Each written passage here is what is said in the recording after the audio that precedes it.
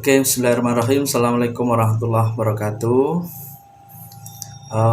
Kita sudah masuk kepada semester genap ya, tahun 2020-2021.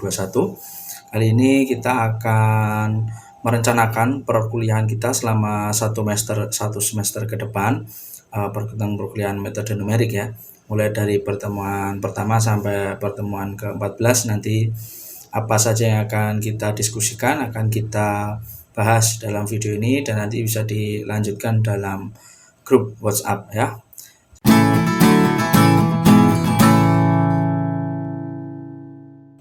Perkuliahan metode numerik ini akan terdiri dari 14 pertemuan, kemudian ditambah 1 UTS dan 1 UAS. Jadi kalau dihitung tatap muka totalnya 16 kali tatap muka, sudah termasuk TS dan UAS. Kemudian dalam perkuliahan metode numerik ini nanti kita akan membahas secara detail ya, dan berikut dengan latihan soalnya konsep-konsep apa saja yang ada dalam metode numerik. Jadi kuliah kita terbagi dalam 2 bagian ya, yaitu kuliah bagian 1. Kuliah bagian 1 itu nanti pertemuan 1 sampai dengan pertemuan ke-7. Nah, itu akan diisi langsung atau materinya itu dari saya, yang menyampaikan materinya saya, kemudian nanti akan kita lanjutkan dengan diskusi. Jadi dalam kuliah bagian 1 itu tidak ada presentasi, tidak ada presentasi dari mahasiswa. Kemudian saya rencanakan kuliah bagian 2 atau pertemuan ke-8 sampai dengan pertemuan ke-14 itu saya rencanakan itu adalah presentasi dari mahasiswa. Jadi ada kelompok, entah nanti kelompok atau individu, nanti akan kita bicarakan, diskusikan menjelang pertemuan ke-7 atau menjelang UTS. Nanti akan kita diskusikan lagi. Kuliah bagian kedua nanti akan teknisnya seperti apa. Syukur-syukur saya berharap mungkin kuliah bagian 2 kita sudah bisa kuliah luring ya, atau berkuliah di ruang kelas. Jadi akan lebih bermakna lagi, akan lebih menarik lagi perkuliahan metode numerik jika kita bisa bertatap muka secara langsung di ruang kelas. Akan tetapi kita masih menunggu kebijakan dari rektorat dan perkembangan dari pandemi ini. Nah, mahasiswaku sekalian, ini saya akan menyampaikan pertama kali tentang timeline mata kuliah metode numerik dulu ya. Sebelum nanti di akhir kita akan bicara lebih lanjut tentang teknis perkuliahannya. Nah, ini timeline mata kuliah metode numerik pertemuan pertama itu hari ini atau minggu ini. Itu kita akan bicarakan kontrak belajar dan pengenalan mata kuliah metode numerik. Jadi sambil saya menyampaikan timeline ini, nanti pelan-pelan atau mungkin sekilas-sekilas akan saya berikan gambaran tentang materi-materi atau konsep-konsep apa yang akan kita pelajari dalam kuliah metode numerik ini. Jadi hari ini kan kontrak belajar dan pengenalan mata kuliah diisi oleh dosen. Kemudian minggu depan itu akan bicarakan tentang kesalahan dalam metode numerik. Jadi metode numerik itu merupakan pasangan dari metode analitik. Dalam matematika itu ada 2 cara dalam menyelesaikan masalah. Yang pertama adalah cara analitik, yang kedua adalah cara numerik ya. Cara analitik dan cara numerik. Kemudian mengapa kita membutuhkan cara numerik atau metode numerik? Karena ada soal-soal atau ada masalah-masalah yang susah sekali diselesaikan menggunakan cara analitik, atau bahkan tidak ketemu jawabannya atau tidak dapat diselesaikan menggunakan cara analitik. Oleh karenanya diselesaikan dengan pendekatan numerik. Nah, atau didekati dengan metode numerik. Nah, karena didekati namanya pendekatan, tentu ada selisih. Kalau kita membicarakan cara solusi dari secara analitik itu solusinya eksak ya, atau solusi sejati. Akan tetapi dalam metode numerik, solusi yang dihasilkan itu adalah solusi pendekatan atau solusi hampiran. Nah, kita akan kita akan coba nilai-nilai atau solusi-solusi yang kita hasilkan itu bisa sedekat mungkin dengan nilai eksaknya. Oke, dengan nilai eksaknya. Dengan demikian, sedekat mungkin pun kita tetap akan ada selisih ya, atau kita punya selisih antara nilai eksak dengan nilai pendekatan, sedekat apapun itu. Nah, kalau tidak ada selisihnya berarti yang kita dapatkan adalah solusi eksaknya. Jadi bukan solusi hampiran. Jadi yang dihasilkan dalam metode numerik adalah solusi hampiran. Nah, selisih ini tentu yang menyebabkan selisih ini kan adalah kesalahan-kesalahan. Nanti dalam metode numerik, dalam melakukan prosedur atau penghitungan atau menjalankan prosedur penyelesaian masalah, katakanlah menyelesaikan akar persamaan nonlinier atau melakukan diferensiasi numerik, itu ada kesalahan-kesalahan apa saja dan bagaimana cara menganalisis kesalahan tersebut. Jadi kesalahan itu bisa kita minimalisir. Nah, tentu dengan prosedur-prosedur yang tepat yang bisa dipertanggungjawabkan. Nah, ini akan kita bahas dalam pertemuan kedua. Jadi kita akan bahas tentang kesalahan dalam metode numerik.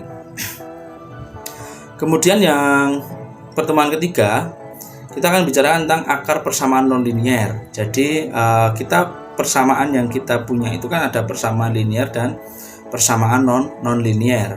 Jadi dalam persamaan nonlinier ini ada dua metode ya, Yang pertama itu metode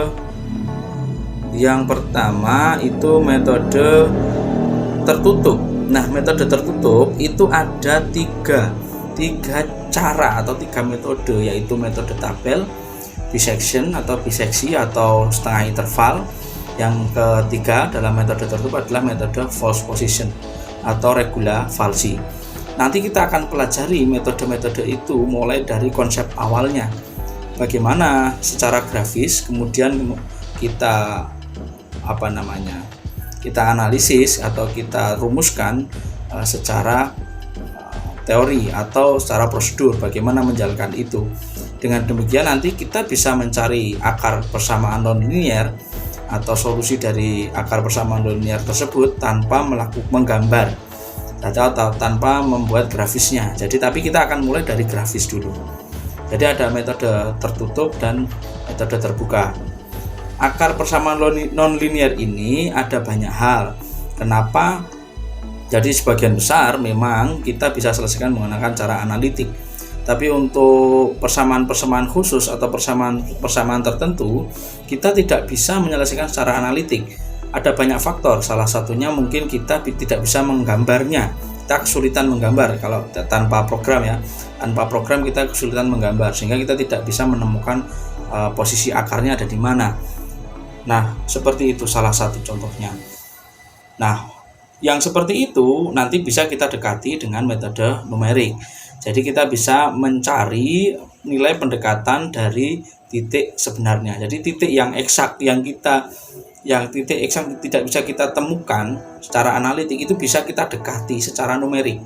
Jadi bisa kita dekatnya itulah nanti tergantung bagaimana kita menjalankan prosedurnya, sampai pengulangan berapa, sampai iterasi berapa. Jadi bisa kita dekati sampai sedekat mungkin ya, sampai sedekat mungkin atau seteliti mungkin.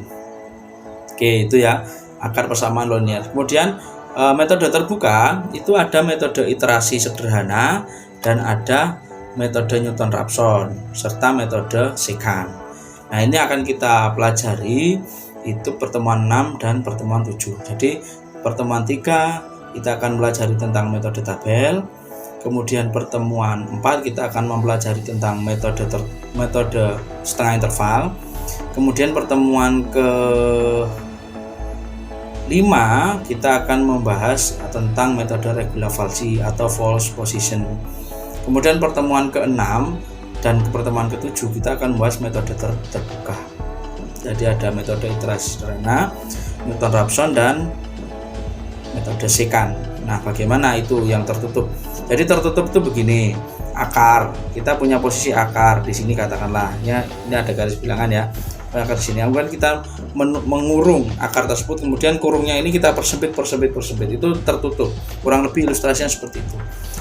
Nah, kemudian kalau terbuka kita cukup menebak saja satu titik, kemudian kita jalankan menggunakan prosedur yang sudah ada atau sudah kita pelajari.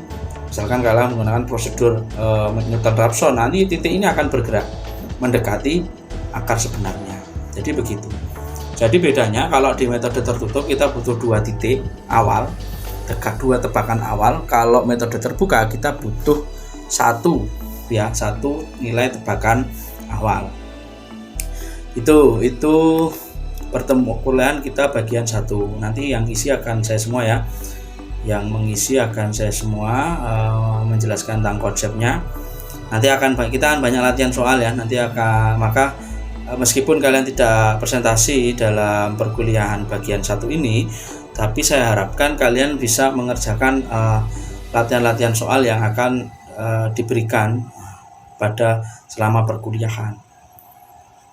Dan jangan ditunda-tunda menyelesaikannya ya. Kemudian kita akan UTS. Kemudian pertemuan ke-9 atau pertemuan pertama setelah UTS atau kuliah bagian kedua, kita akan mendiskusikan tentang interpolasi linear, interpolasi kuadrat. Nanti mahasiswa yang akan menyampaikan. Ya, mahasiswa yang akan menyampaikan. Nah, nanti teknisnya bagaimana proses penyampaiannya, karena ini materinya itu tidak banyak tapi sedikit tapi padat, itu maka nanti mungkin jadi rancangan saya awal nanti kalau tidak ada perubahan ya, karena masih menunggu kebijakan nanti kuliah luring bagian kedua seperti apa, nanti di sini akan diisi oleh 4 mahasiswa. Jadi di sini nanti diisi 4 mahasiswa. Jadi di sini ini diisi 4 mahasiswa.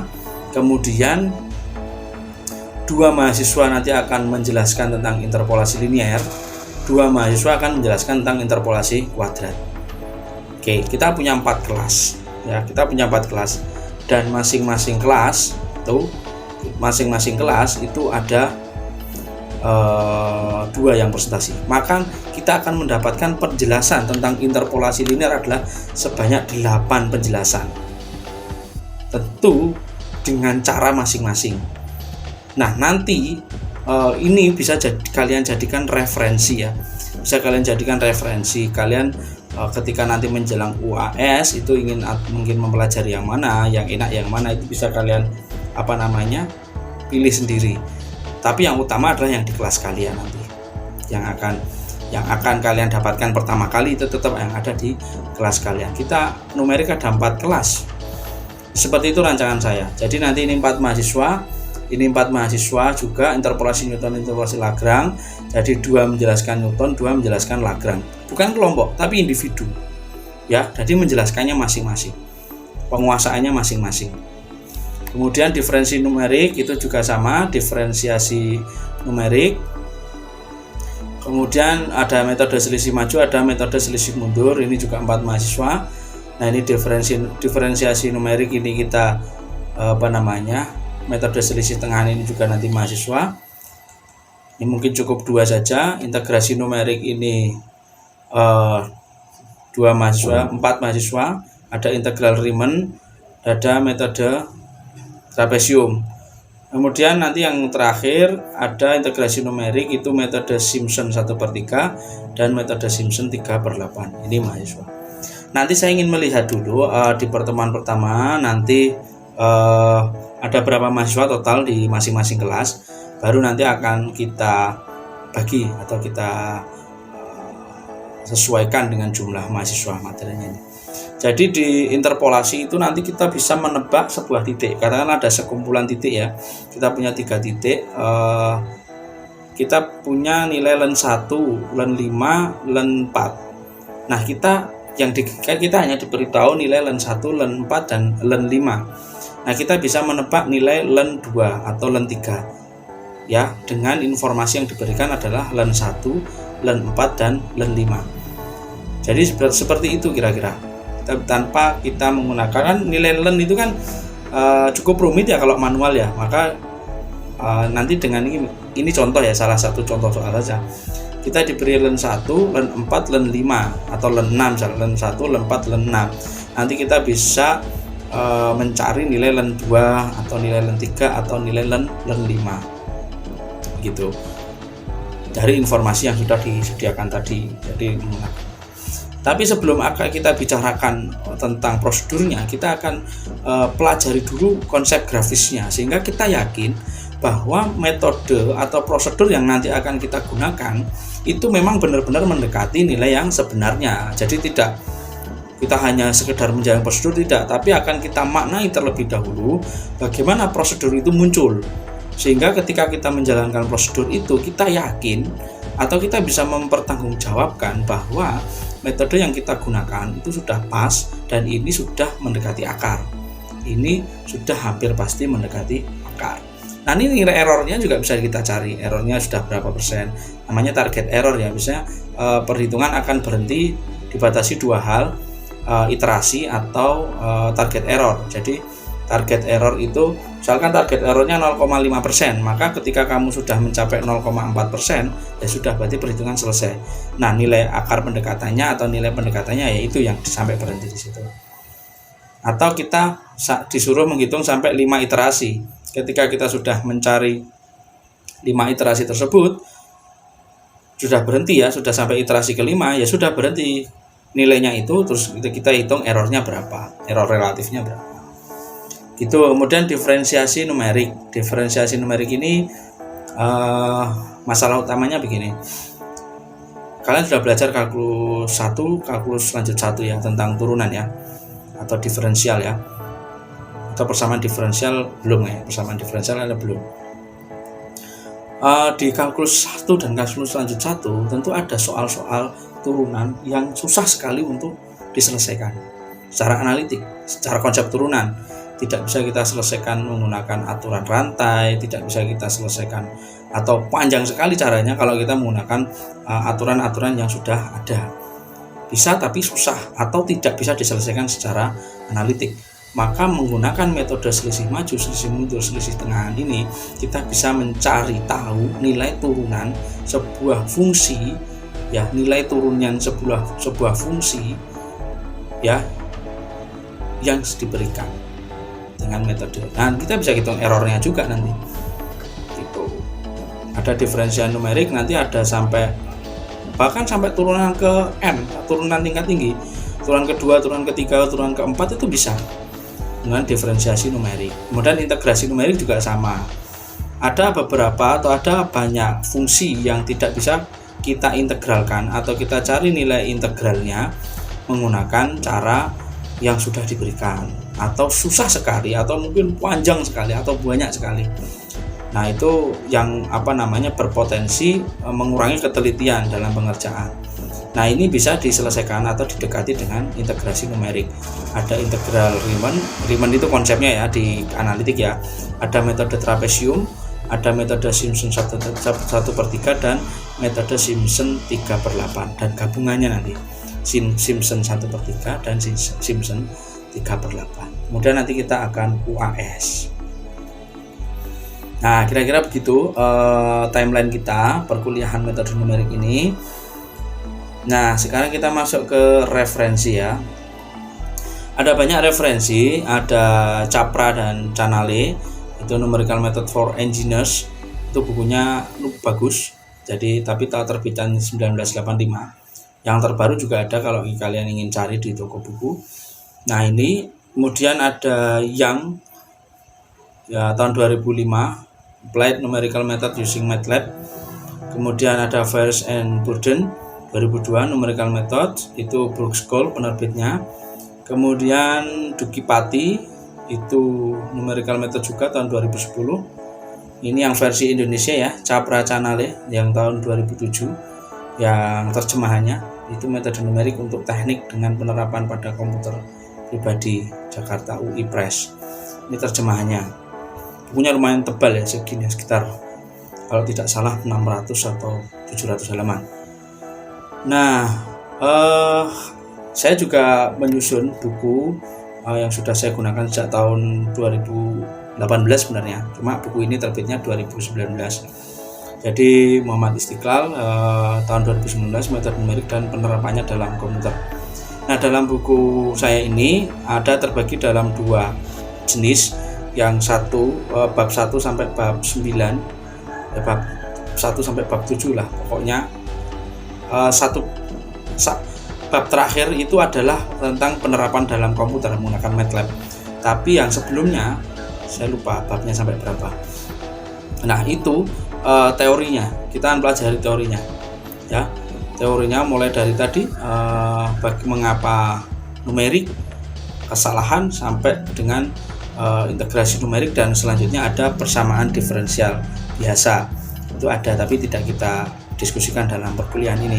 Kemudian di bagian bab terakhir dari buku saya itu tentang bagaimana menyusun program MATLAB ya untuk menyelesaikan masalah-masalah numerik.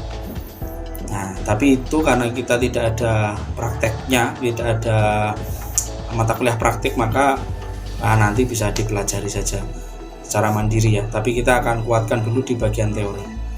Seperti itu ya. Kemudian buku ini yang akan kita gunakan. Kalau yang lain juga ada, saya juga menyusun sumber-sumbernya, saya rangkum juga dari sumber utama ini, 5 ini. Kemudian punya saya dengan beberapa penekanan, mungkin tidak beberapa penekanan juga banyak latihan soalnya, ada yang kita bahas. Kemudian penyampaiannya mungkin yang berbeda, mungkin dalam hal penyampaian ya, dan kita sesuaikan dengan timeline perkuliahan.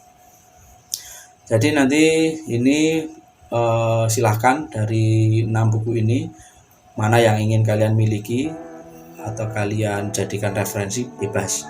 Prinsipnya ada semua di buku itu ya, di buku-buku itu. Nah, sekarang kita akan masuk ke pedoman pelaksanaan pembelajaran daring semester ganjil tahun 2020-2021. Tadi sudah saya sampaikan bahwa kuliah bagian pertama itu akan diisi langsung oleh dosen. Kemudian kuliah bagian 2 itu akan menjadi kewenangan sepenuhnya dari mahasiswa untuk mengeksplor materi seluas-luasnya dan sedalam-dalamnya. Akan tetapi ini masih tentatif ya, menunggu kebijakan rektorat apakah daring atau luring. Oke, ini apakah daring atau luring.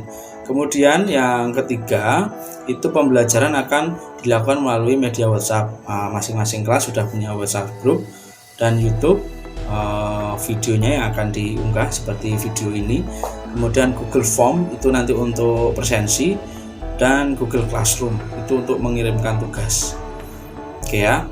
Jadi WhatsApp itu adalah sarana diskusi kita. Ya memang sampai sekarang yang paling fleksibel itu WhatsApp. Kemudian YouTube itu untuk memasukkan video kita, link video kita. Sebenarnya video ini bisa kita sampaikan di WhatsApp ya, akan tetapi resiko tidak terbuka itu tinggi, atau resiko hilang ya, atau menghabiskan memori. Pak, maaf HP saya tidak bisa download. Nah, itu kan tidak bisa menyimpan karena memorinya rendah. Oke, maka yang paling luas memang itu. Jadi nanti akan ada YouTube kelas juga untuk mengunggah video-video kalian itu. Jadi YouTube ini supaya sampai kapanpun kalian mau mengulang kapanpun itu melacaknya mudah, linknya selalu ada dan tidak menghabiskan memori. Saya kira itu yang efisien. Nah, Google Form ini adalah presensi ya, presensi kalian. Saya punya presensi juga, sistem presensi yang akan diisi oleh dosen. Nah, ini dasarnya ini. Jadi ini seperti pengganti presensi yang di kelas itu. Oke ya, presensi di kelas itu ini sebagai pengganti. Nah, oleh karenanya presensi ini jangan dianggap remeh karena segala sesuatunya terekam di situ, sehingga jika tidak kelewat nanti ya apa ya bahasanya, ya resiko ditanggung penumpang lah gitu kira-kira. Nah, Google Classroom, di Google Classroom itu nanti sarana kita untuk menyampaikan tugas. Saya menyampaikan tugas, kemudian kalian mengirimkan tugas di Google Classroom. Jadi bisa biar terorganisir dengan baik. Kalau di email nanti saya harus nilai dan mengurutkan. Tapi kalau di Google Classroom itu sudah enak, itu sudah per kelas enak. Jadi sudah tinggal mengoreksi Kemudian ada nilainya juga, kalau mau diberi nilai langsung saya beri nilai ya, saya bisa memberi nilai dan kalian bisa langsung tahu nilai berapa yang saya berikan dari tugas kalian itu. Oke ya, kemudian Google Form dan Google Classroom itu akan dibuat oleh dosen. Link Google Form dan Google Classroom nanti akan saya sampaikan di grup WhatsApp. Kemudian setiap kelompok itu wajib mempresentasikan materinya melalui kanal YouTube ya, melalui kanal YouTube kelas atau YouTube yang sudah ada. Ya, nih, sorry, ketua kelas dimohon untuk membuat akun YouTube kelas atau YouTube yang sudah ada. Atau yang lebih simpel sebenarnya sekalian numerik itu satu saja YouTube-nya. Jadi nanti ada playlist A, B, C, D. Jadi saya larinya enak nanti bukanya, ngeceknya mudah. A, saya pengen ngecek yang A, saya ngecek yang B, yang C, yang D, yang siapa, itu enak.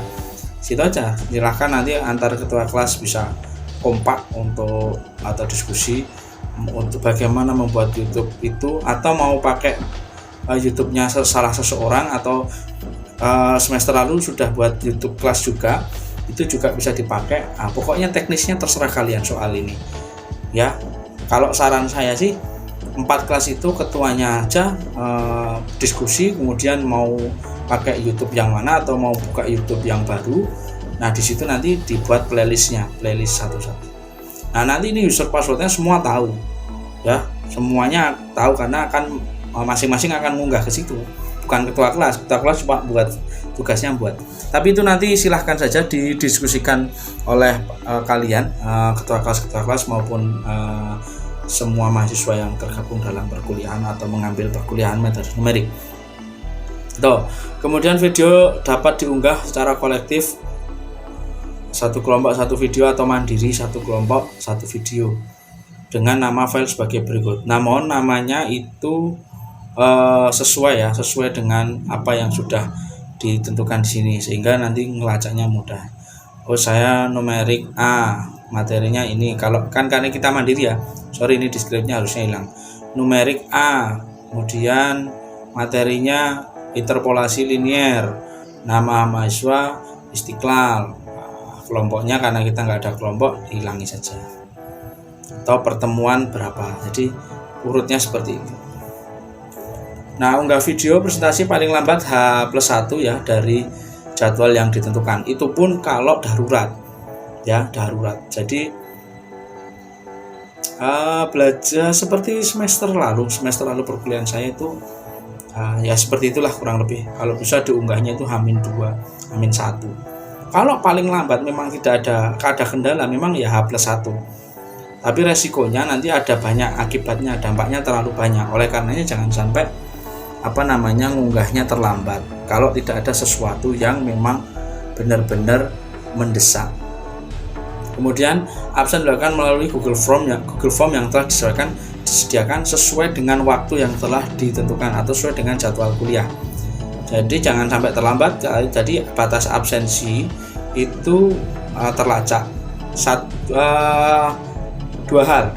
Yang pertama soal presensi, setiap waktunya itu kan terekam ya, jadi kalian telat 1 menit, 2 menit, 3 menit itu kelihatan, atau lebih dulu absennya lebih duluan itu juga kelihatan. Oke, itu seperti itu. Kemudian yang kedua, jangan titip absen ya, karena itu juga namanya komputer ya, IP address dan lain sebagainya itu ketahuan dan lain sebagainya. Jadi ya sudahlah, ikut aja, nggak usah tolong saya absenkan dan lain sebagainya. Itu kan kaitannya email, IP address. Kalau saya memang ya IP address bisa ditampilkan dan seterusnya itu kelihatan. Ini. Jadi tolong benar-benar diperhatikan hal-hal yang seperti ini. Ya ikuti kuliahnya, pahami, jangan lupa presensi. Kalian hadir, kalian paham, tapi presensinya nggak ngisi ya sama saja, rugi di kalian sendiri. Atau kalian presensinya rajin tapi cuma presensi tok, ya yang rugi juga kalian sendiri, nggak dapat apa-apa gitu ya. Nah nanti pertanyaan nanti disampaikan melalui grup WhatsApp. Jadi seperti itu. Jadi pertanyaan nanti diskusi di grup WhatsApp ya. Tidak usah komentar di YouTube, nggak usah, itu cuma untuk ditonton saja. ya. Jadi kalau ada iklan ya di skip saja, nggak masalah. Jadi pertanyaan nanti di grup WhatsApp supaya kita semuanya bisa diskusi, semua bisa bertanya, semua bisa menjawab. Tidak harus saya yang menjawab ya, tidak harus saya yang menjawab. Kalau ada teman-teman yang bisa menjawab atau lebih tahu atau lebih dulu atau pemahamannya lebih banyak, itu dipersilahkan. Nah, nanti saya juga akan memantau, menjawab, meluruskan ya. Jadi atau membatasi, mungkin ketika sudah terlampau jauh diskusinya atau saya kira sudah cukup ya, nanti akan saya stop gitu ya. Jadi seperti itu. Nah, video presentasi, karena kita tidak ada kuliah bagian 1, tidak ada presentasi mahasiswa, adanya adalah nilai tugas. Jadi yang presentasi terbaik itu adalah yang perkuliahan tahap 2. Itu akan diberikan nilai penuh pada UAS. Jadi masing-masing kelas 1 saja. Jadi satu orang yang kalau bisa mempresentasikan presentasi terbaik itu ya medianya bagus, pencapaian videonya bagus, penyampaiannya bagus, suaranya jelas, gambarnya terbaca, pokoknya ya baiklah. Kalau kalian lihat video itu kan ya tahu ya, oh mana yang paling. Jadi lihat aja punya kalian nanti baik apa tidak. Jadi ada sebuah apresiasi tinggi untuk saya bagi yang sudah mempersiapkan atau menyampaikan materinya dengan baik, yaitu adalah nilai penuh pada UAS. Jadi nilainya UAS berapapun kamu mengerjakan nanti nilainya tetap dapat 100 seperti itu. Nah, nanti saya akan mengunggah video penjelasan untuk melengkapi penjelasan kalian itu jika dirasa perlu. Jadi nanti di kuliah bagian 2 belum tentu saya mengunggah video, tapi kalau kan sudah ada 8 video penjelasan ya, kalau itu sudah cukup ya saya tidak akan membuat video.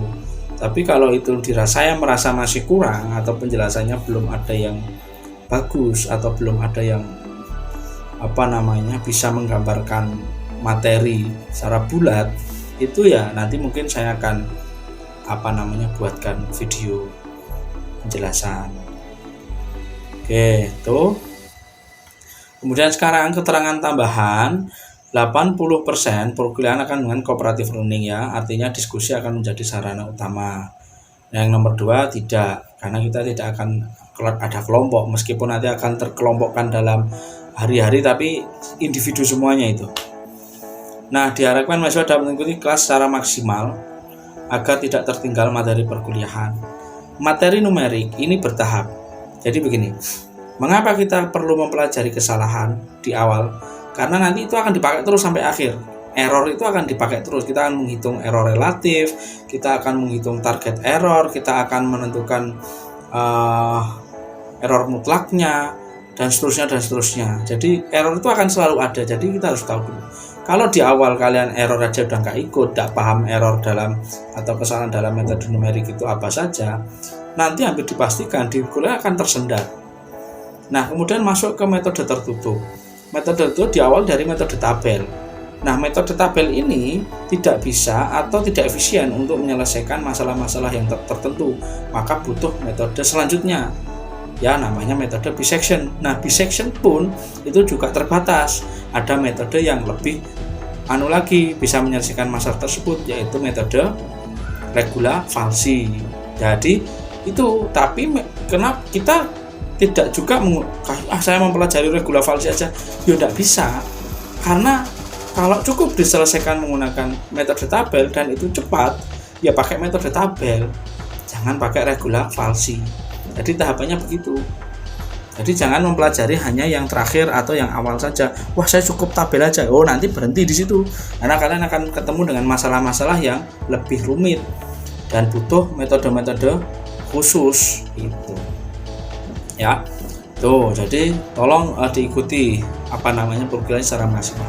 Toh videonya juga ada di YouTube. Kalian bisa buka setiap saat. Ya, jadi kalian bisa pelajari ulang. Toh videonya nanti di bagian kedua katakanlah ada 8 video.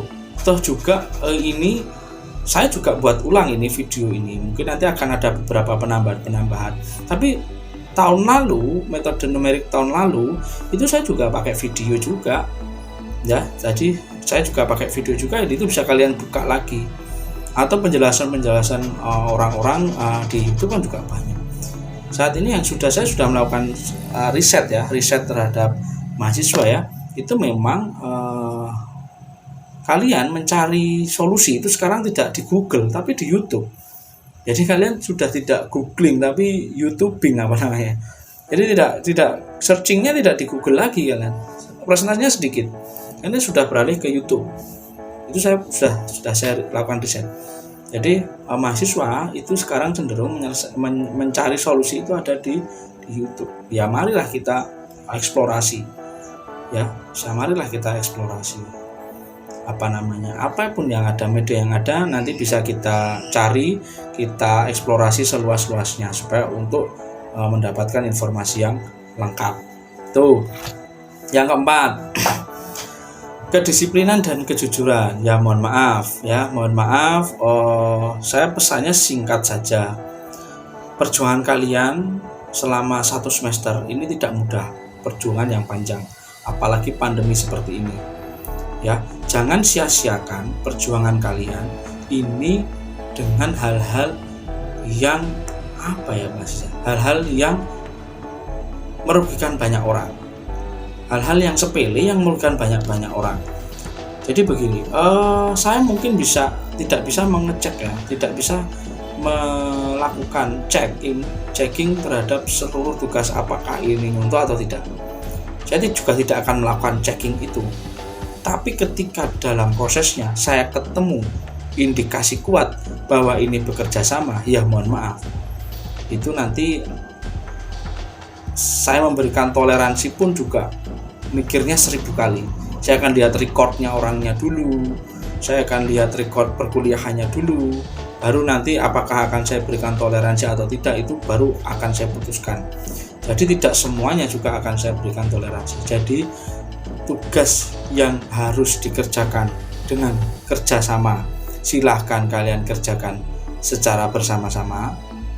Kemudian tugas yang harus dikerjakan secara mandiri, ya jangan dilakukan secara bersama-sama. Jadi itu kuncinya, sesuai dengan tempatnya. Yang dikerjakan secara bersama-sama, ya jangan dikerjakan secara mandiri. Yang harus dikerjakan secara mandiri, yang jangan dikerjakan secara bersama-sama. Itu nanti kalau kalian nggak enak sama temennya, nah nanti ketika kalian menerima risiko itu ya kalian sendiri yang kerepotan.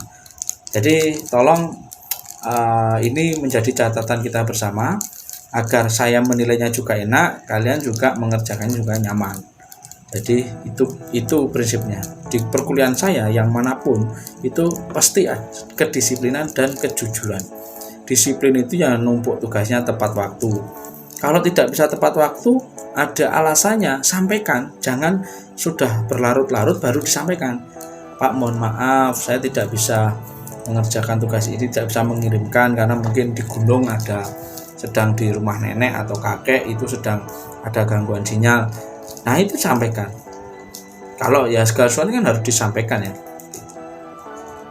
Nah, ketertinggalan pada satu materi akan membuat kesulitan baru pada materi berikutnya. Jadi ya jangan ketinggalan, kuncinya itu. Jadi mata rantai ya, mata kuliah matematika apapun itu mata rantai. Kalau mata rantainya hilang satu kan, kalau sepeda hilang satu mata rantainya kan ya juga lepas kan, nggak nyaut kan, nggak bisa nyambung, ya lepas, ya sudah lepas. Jadi itu mata-mata rantai itu ya harus kalian susun pelan-pelan satu persatu. Itu. Nah, yang terakhir itu tentang penilaian. Penilaian itu ada aspek kehadiran, ada kuis, tugas keaktifan, ada presentasi, UTS, UAS ya. Nah, seperti itu. Jadi ini totalnya. Saya kira ini tidak perlu diperdebatkan ya. Jadi nanti kalau ada masukan bisa kita diskusikan di grup WhatsApp ya. Oke, saya kira itu yang bisa saya sampaikan pada pertemuan pertama perkuliahan metode numerik ini. Jika ada kesalahan dalam penyampaian atau jika mungkin ada kebingungan atau ada sesuatu yang ingin ditanyakan, bisa kalian tanyakan kepada saya di WhatsApp group ya, di WhatsApp group, atau mungkin Japri ya boleh. Tapi kalau Japri mungkin kalau pertanyaannya sama juga mungkin tidak semuanya akan saya jawab ya. Tapi kalau di WA group kan pertanyaan sama, saya menjawab satu, itu kan semua juga akan membaca, itu lebih enak. Oke ya, seperti itu yang bisa saya sampaikan untuk perkuliahan metode numerik semester ini di awal. Mohon dipersiapkan dengan baik. Referensi-referensi yang sudah saya sampaikan tadi tolong dicari dan dimiliki paling tidak salah satu saja dari 5 itu. Jadi kalian bisa cari searching toko buku atau di Shopee atau di mana kalian bisa searching itu, silahkan nanti di salah satu saja dari 5 buku itu yang yang akan kalian gunakan atau mungkin kalian pilih untuk perkuliahan, sehingga perkuliahan kita akan berjalan dengan lancar. Saya cukupkan sekian, terima kasih, sampai jumpa dalam video-video berikutnya atau kuliah berikutnya. Kita akan melanjutkan diskusi kita di WhatsApp group. Assalamualaikum warahmatullahi wabarakatuh.